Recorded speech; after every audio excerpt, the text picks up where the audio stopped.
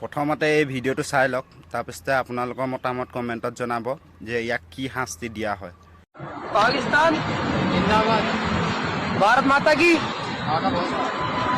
अरे अपलोड कर दो। ठीक है।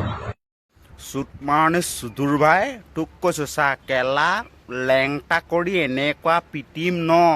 চুদুৰ ভাই তই কেলা ক'ৰ পৰা আহিছিলি, তই কেলা ভাবিবি তই হা, কেই কেলা এনেকুৱা পিটিম ন, তোক কেলা 10টা জনম দেখি যাবি তই হা।